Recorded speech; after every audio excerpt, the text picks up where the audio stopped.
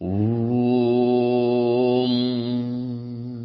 ആഴിയും തിരയും കാറ്റും ആഴവും പോലെ ഞങ്ങളും മായയും നിൻ മഹിമയും നീയുമെന്നുള്ളിലാകണം. ചിത്സ്വരൂപികളെ, ഗുരുദേവന്റെ ദർശനങ്ങളിലൂടെ എന്ന പരമ്പരയിൽ ഇന്നത്തെ നമ്മുടെ ചിന്താവിഷയം ഞാനും ഈ പ്രപഞ്ചവും രണ്ടല്ല. പ്രിയരെ, ഈ പ്രപഞ്ചവും ഞാനും തമ്മിലുള്ള ബന്ധം എന്താണെന്ന് ആലോചിച്ചാൽ ഒരു ഉത്തരം കൊണ്ട് തൃപ്തിപ്പെടാനാവുകയില്ല. അതുപോലെ തന്നെയാണ് ഈ പ്രപഞ്ചത്തിൽ എവിടെയാണ് എന്റെ സ്ഥാനമെന്ന് ആലോചിച്ചുമുള്ള അവസ്ഥയും. എന്റെ ഉള്ളിൽ നിന്ന് എന്നെ ഞാനാക്കി നിലനിർത്തിക്കൊണ്ടിരിക്കുന്ന ആത്മചൈതന്യവും എന്റെ ശരീരത്തിലെ ഏതെങ്കിലും ഒരു അവയവവും തമ്മിലുള്ള ബന്ധം എങ്ങനെയാണോ, അങ്ങനെയാണ് ഈ പ്രപഞ്ചവും ഞാനും തമ്മിലുള്ള ബന്ധം.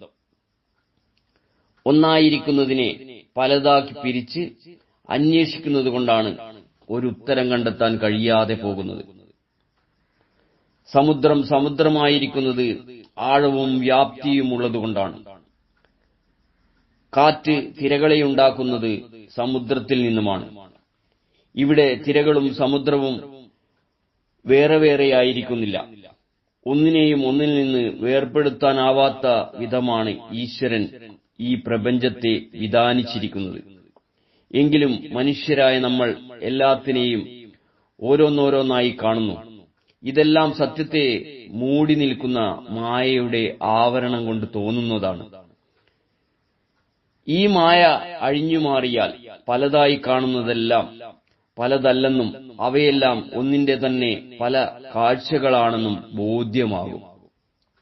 കടൽ, അതിലെ തിര, അതിലെ കാറ്റ്, അതിന്റെ ആഴം ഇവ ഒരിക്കലും വേർപെടാതെ ഒരുമിച്ച് വർത്തിക്കുന്നു.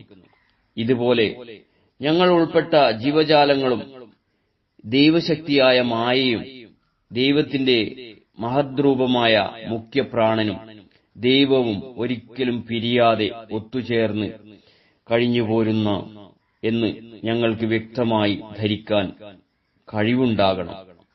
സ്നേഹപൂർവ്വം, രഞ്ജൻ, കയനാടത്ത്.